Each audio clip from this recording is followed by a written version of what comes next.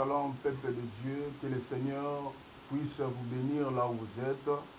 Nous sommes bel et bien dans notre émission Génération de Kérix. C'est bel et bien votre humble serviteur, l'envoyé de l'Éternel, le prophète Nino Lundala, le rhumatologue. Que le Dieu du ciel puisse vous bénir au nom de notre Seigneur Jésus-Christ. Nous voulons partager d'un thème qui est très important, qui va vraiment vous bénir. Notre thème est sur la victoire sur les arrêteurs du progrès. La victoire sur les arrêteurs du progrès. En savoir, bien aimé dans le Seigneur, dans ce monde Otozali, il y a des arrêteurs du progrès. Il y a des gens bien aimés qui vont contester à tes progrès. Il y a des gens qui vont évolution. Alors tous ces gens-là, on les appelle les arrêteurs du progrès. Alors rapidement, j'aimerais un peu définir ce mot progrès. Un progrès, c'est toutes sortes d'avancement, d'augmentation, d'évolution, d'amélioration et du développement. C'est-à-dire que toutes sortes d'avancements, toutes sortes d'évolutions, toutes sortes d'améliorations, de développement, c'est ça un progrès. C'est le surtout yakobonga, yakozala malamu, que makambu na yo est avancé, odosala likambu et que ne liboso et réussir. Yango wanande ba bengi yango progrès.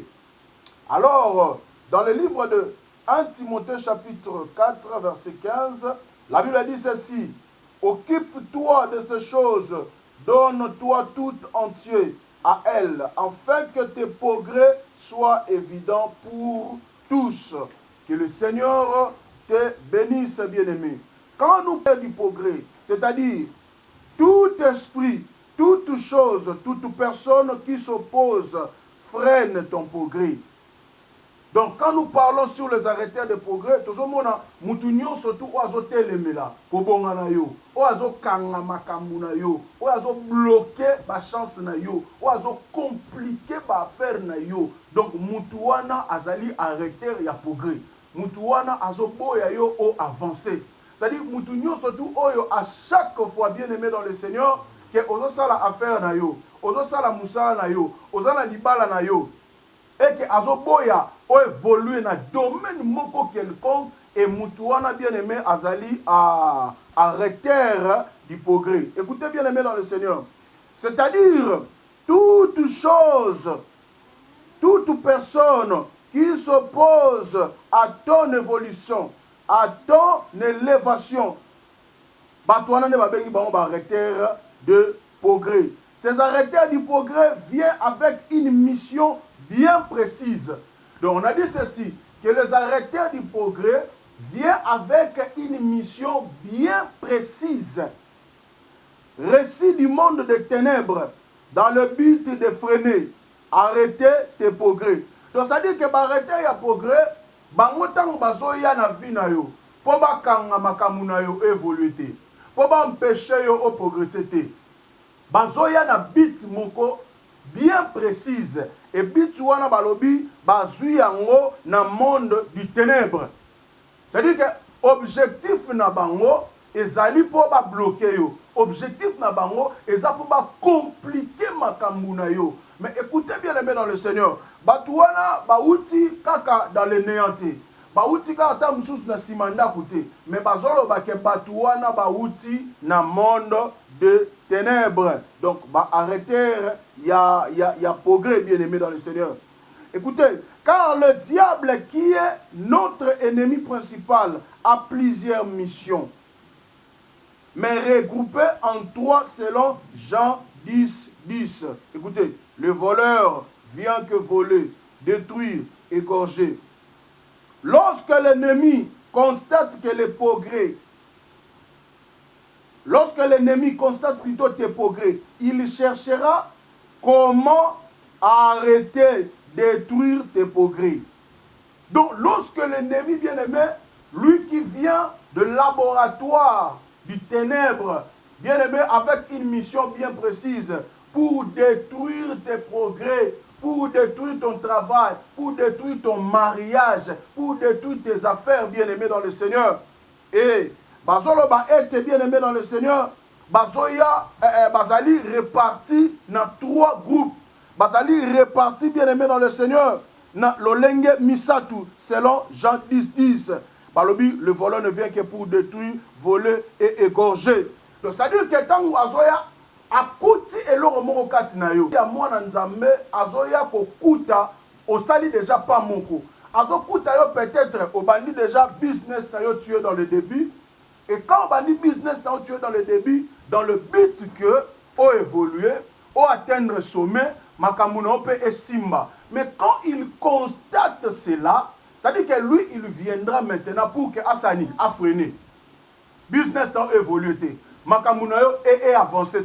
C'est ça, bien aimé dans le Seigneur. Otobengi, arrêter, il y a progrès, Moussa na bango. Donc ça dit que dans le domaine, nous surtout, il y a vie au Moutouazali. Oyo azo souhaité yemoko à évoluer, azo souhaité à émerger, mais ba arrêter ya progrès, ça dit que bazo ya wana pour que ba s'opposer na progrès ya mutu, bazo ya wana pour que ba s'opposer na avancement ya mutu. C'est comme ça vous allez voir bien aimé dans le Seigneur. Il y a beaucoup de gens bien aimés, il est intelligent, il a étudié, mais comme le diable a constaté, il a vu en lui l'intelligence, il s'est dit que avec cette intelligence, cet homme peut devenir un ministre, cet homme peut devenir un cadre, cet homme peut évoluer. Et qu'est-ce que les arrêteurs de projet par ça là akoya bien aimé pour que à s'opposer liboso na yo, à télémé la yo, pour que bien aimé au bénéficier na mayele na yo te, pour que au bénéficier na ba talent aux gens côté. Il y a des gens comme ça bien aimés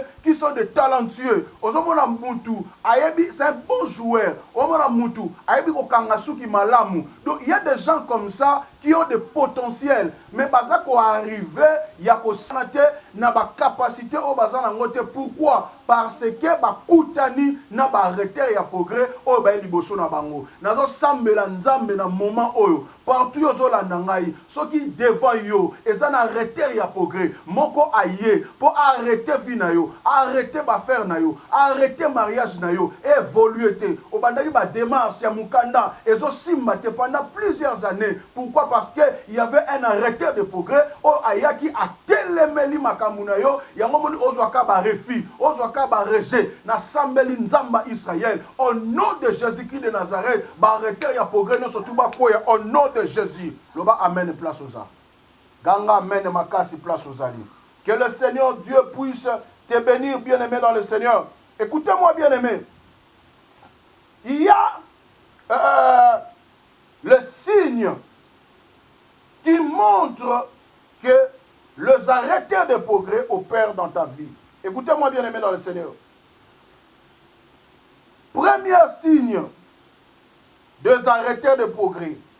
Tu vas voir, bien-aimé dans le Seigneur, les arrêteurs de progrès amènent l'esprit de limite.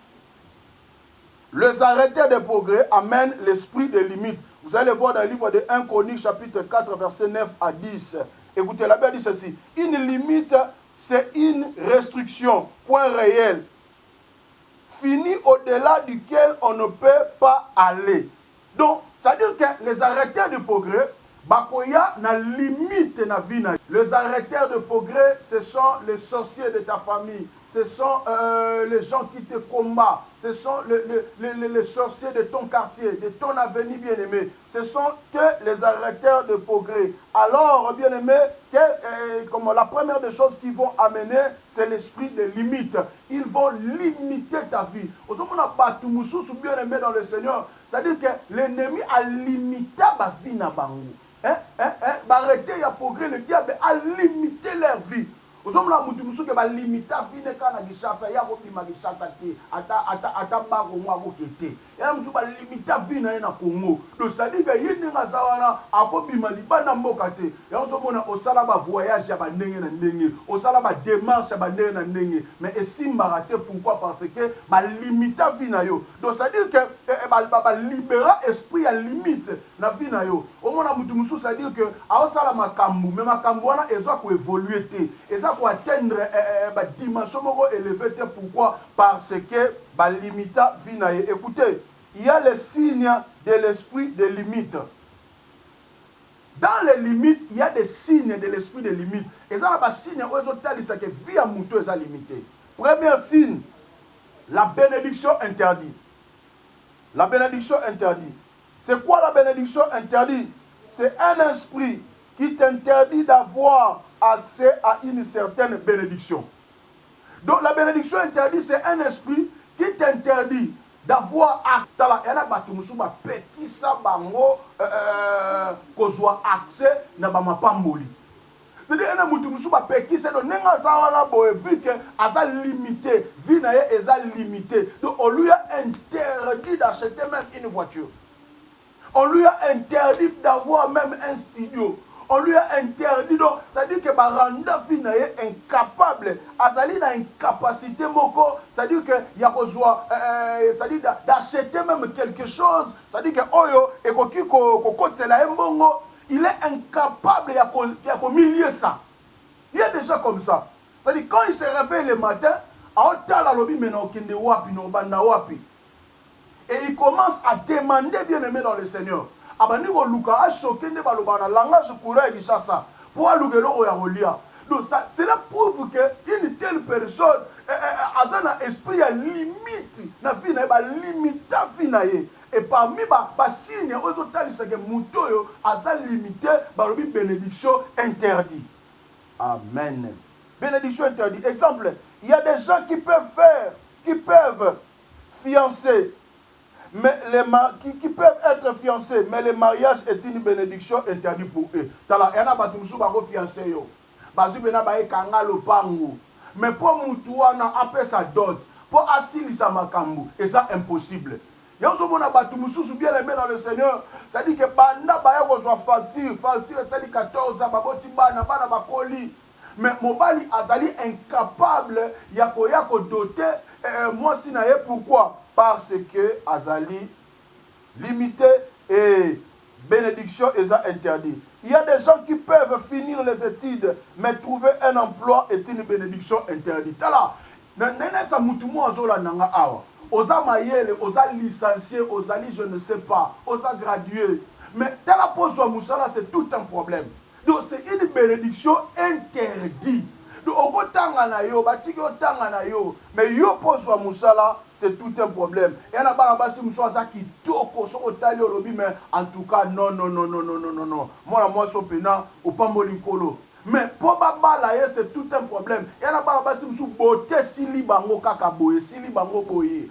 Bien aimé, pourquoi? Parce que la bénédiction et le mariage est interdit dans la vie.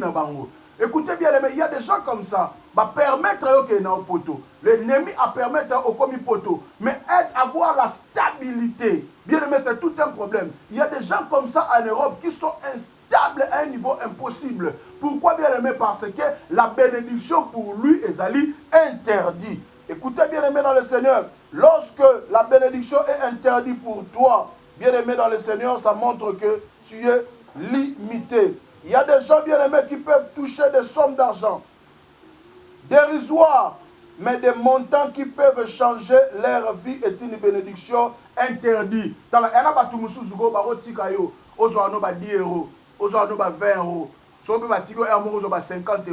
mais yo pose 1000 euros, 1000 $, c'est tout un problème. Il y a des gens qui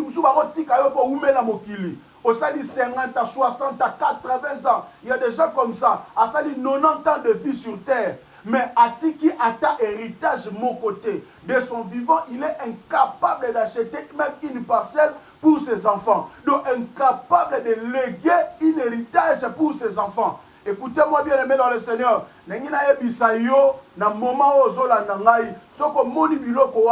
C'est pour te dire que Ezali signe pour toi la bénédiction est interdite. Alléluia. Pour toi la bénédiction est interdite, bien aimé. Et tu es limité.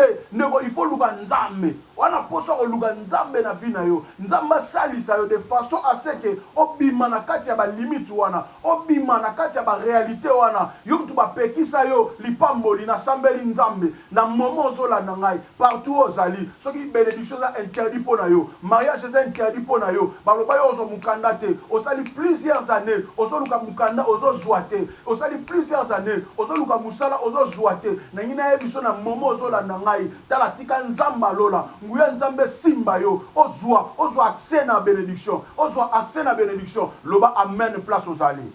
Et ça amen ya bien. Écoutez bien les amis dans le Seigneur. La deuxième des choses, on va arrêter ya progrès, ba oya na ngona vie ya mutu, ezali la vie de sur place. Ils vont amener la vie du sur place. Là tu vas le voir dans le livre de Deutéronome chapitre 1 verset 6 à 7. Là, tu vas le lire à la maison. Ici, Dieu s'étonne de constater comment son peuple a perdu beaucoup de temps dans cette montagne. Bien-aimé dans le Seigneur, et en a batu mususu, oyo, ba vina bango etuna kaka esika moko. Esika moko kaka, vina etuna kaka esika moko. Vina ebaluka kaka esika moko. Donc ça dit que soka lali à la muki. Toujours à vivre des mêmes expériences, à vivre des mêmes réalités. Donc le diable a limité Vinayo na biloko moko, na même réalité. Pendant qu'il y a des gens à l'aller à l'amour qui l'ont tongi meuble. Il y a des gens à l'aller à l'amour qui l'ont sous promotion à Moussala. Il y a des gens à l'aller à l'amour qui lobby à quel voyage, vacances là-bas, Libana Moka. Bien aimé, mais écoutez ce que le diable fait. Diable a suffi à réduire à moka de sika moko. Regarde bien aimé ce qui se passe dans ta vie. Tu constates que tu fais seulement des sur place. Et ça la mutabima, voyage à n'importe temps et jour à kutora nenge moro. Au changearaté, au évolué et le remonté. Bien aimé dans le Seigneur, ce sont des esprits oyo ba arrêter ya progrès, ba ki ko tchana vie na yo, la vie du sur place. Ça dit que au évolué au sala paté, au kende libosoté. Et troisième chose, que les arrêteurs de progrès, c'est la vie de retard. La vie de retard. Là, au côté de Genèse chapitre 24, le verset 55 à 56. Amen bien. La vie de retard. Ça existe. Les hommes, tout comme le diable, peuvent vous l'imposer. Via retard et zalakande unangai. Balobi Satan to batu ya mokili bakoki ko imposer yo viwana. Aujourd'hui beaucoup de gens pour se consoler de leur vie de retard, ils se disent la vie n'a pas de retard. C'est faux. Le retard dans la vie existe. Certaines choses dans la vie, si tu le fais très en retard, si tu le fais en retard, bien-aimé dans le Seigneur, tu seras le perdant. Alléluia. La vie du retard, bien-aimé. Et on a battu musunde basawana bo omo na pena ke jeune akoli ti akomi na baage moko boye aboti pété donc azo menika vine penenge wana omo na mutu mususu ayi ko bota na age ba 55 ans. Mais papa, yo ko bota na age 55 ans. Si vous posez souhait mwana wana ti mukoloni. Beta calcul tu comme na ba age ba 80 ans, mwana na na âge ni. Donc il y a des gens comme ça bien aimés. Mutu musozo lo ba ke o te retard ezalaka te na vie. Ndeko na zo te po na oyebisa yo ke retard ezalaka. Yana ndeko moko boye abotaka retard. Ndeko wana azwi mwana ye ake kotike na classe jour moko aye ko accompagner tanga komi na école et baninga na ye bamoni tant bamoni papa ya mwana wana batuni na classe balobi celui-là c'est votre grand-père. Donc tala okomi kobimisa image ya ba grand-père. Pourquoi? Parce que on libérer esprit ko sali so makamuna ba retard bien aimé dans le Seigneur. Baninga ba okende poto na ba âge moko boye tout ba jeune.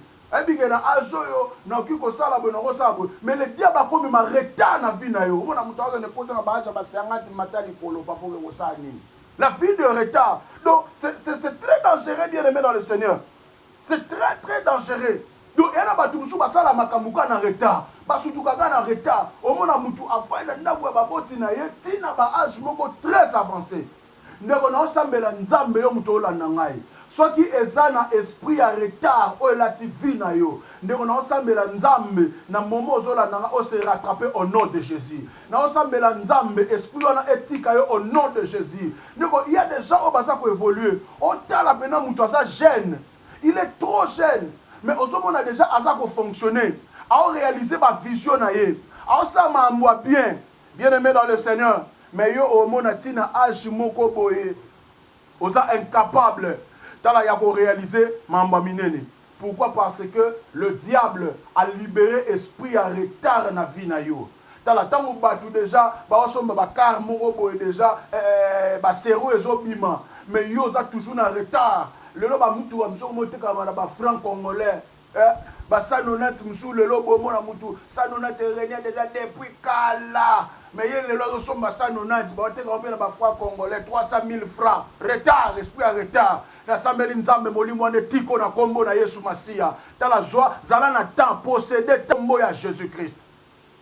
Nakasa ko loba amen place aux ali. Nakasa ko ganga amen place aux ali. Neko, tu dois prendre ces choses très au sérieux. Comprendre ces choses bien-aimées. C'est-à-dire qu'il y a des esprits que le diable fonctionne comme ça. Il peut commencer bien aimé, il y a aussi des makamukaka na retard. Il y a quoi activer conscience na retard. Azio jeune fille, après ce esprit mo boya ki bondumba, ozotambola conscience no liba les athées. Maintenant comme na ba âge moko déjà avancé comme oh dadi samela pona ngai na bala.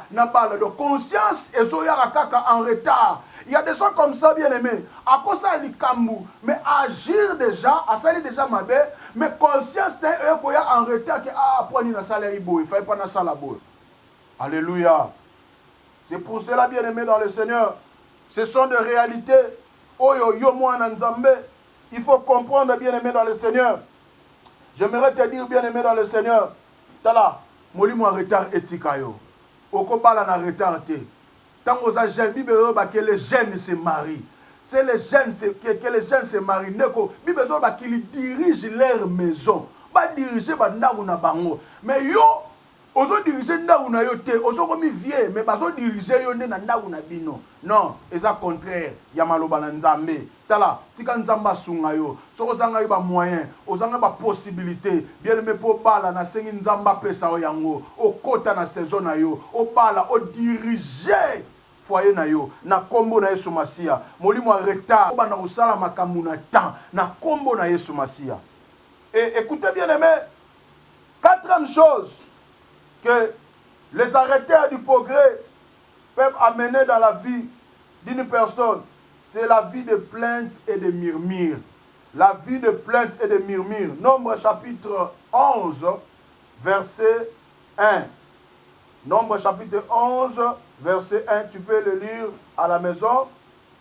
Les murmures sont des bruits et des plaintes que font des personnes mécontentes.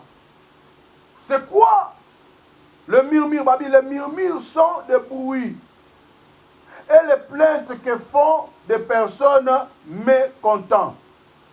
Plainte, c'est la lamentation, expression de la douleur et de regret. Yoka makambo bazoloba. Yoka ndeko. Nengi o saisir nga très bien aimé dans le Seigneur.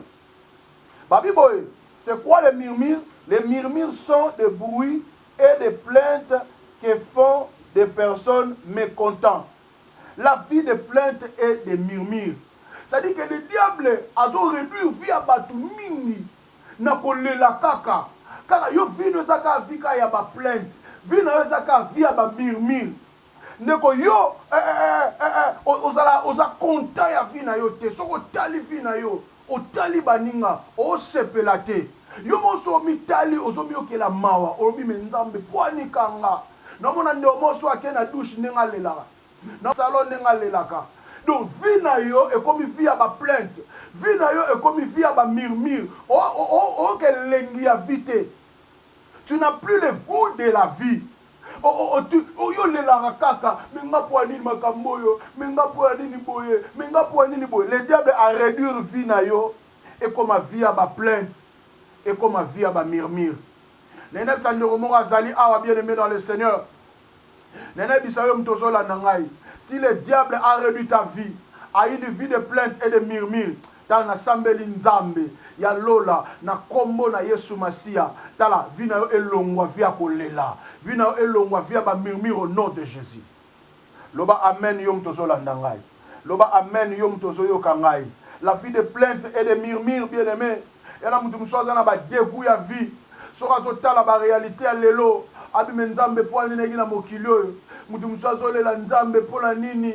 Unabota mamwindu. Ndeko yana mutu msupa zolela po na bota mamundele.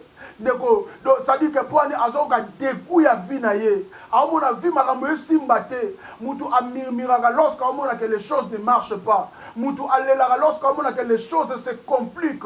Regarde bien ta vie bien-aimée. Les choses se compliquent du jour le jour.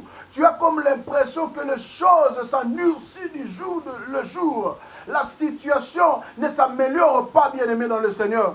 J'aimerais te dire, bien-aimé, ceux qui sont derrière toutes ces choses, ce sont les arrêteurs du progrès. Bien-aimé, ils ne veulent pas que ta vie progresse. C'est pour cela qu'ils ont réduit ta vie à une vie de plainte et de murmures. Et là, nous sommes écoutés na kaka. Oyebi se bonjour, ndenge nini. Et là, liboso loba ah, en tout cas, pas si kaka. Nous sommes écoutés na ye, ndenge nini. Ah, neonanga na kokate. Donc ya koka karate. Non, mukolo moko akoka ezate. Il y a des gens comme ça sont écoutés ndenge nini. Na olela, alela kaka. Donc, à cette expression, il y a malamouté, pourquoi bien aimé par rapport à la réalité, azomona lelo.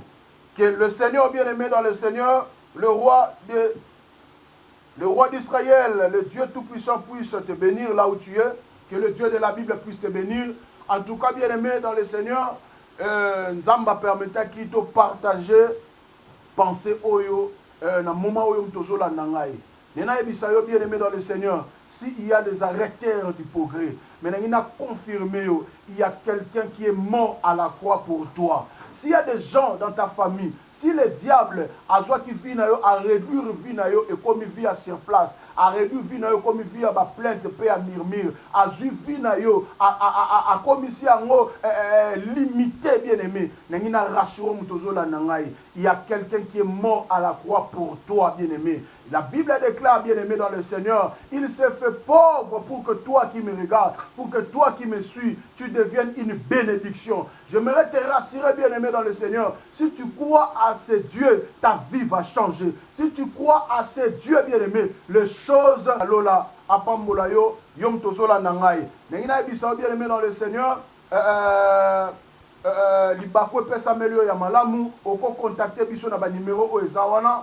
Dans la prière et au kolandela oki kolanda ba émission na biso à chaque fois ozala na ba émission na biso tozana ba moment ba direct ba moment ba prière pe otosalaka. L'église, notre église s'appelle Église prophétique la maison du trésor ezali na Yolo Nord na avenue Sakania numéro 23 et moi c'est le prophète Nino Lundala. Donc à chaque fois, on a besoin de prière. Yom tozana Kinshasa, ozali na Congo et oikokuta na biso dans la commune de Kalamu. Yom tozali banda ya mboka, oikokuta na biso à travers ba numéro WhatsApp, ezali wana Facebook, ezali wana et tolandela yo dans la prière. Que le Seigneur te bénisse. Nina sambe la pona bandeko oyo balandi biso. Dieu du ciel, Dieu tout-puissant, Seigneur, je prie pour tes enfants. Nzambe bandeko balandi ngai na moment oyo. La Bible déclare ta main n'est pas courte pour toucher. La Bible déclare dans le livre des Psaumes 19, la Bible déclare que dans leur détresse, il cria à l'Éternel. Et l'Éternel envoya sa parole et sa parole alla les guérir. Seigneur, je prie en ce net moment que tu puisses envoyer ta parole là où se trouve mon frère, là où se trouve ma sœur, qu'il soit libéré de l'emprisonnement du diable. Seigneur, nazo quoi ça va arrêter ya progrès, ya ba vie na bango. au nom de Jésus-Christ de Nazareth. Au nom de Jésus-Christ de Nazareth. Seigneur, je déclare que ce qui était impossible, que cela devient possible. Ce qui était invisible, que cela devient visible. Ce qui était intouchable, que cela devient touchable. Et cela au nom puissant de notre Seigneur Jésus-Christ. Amen.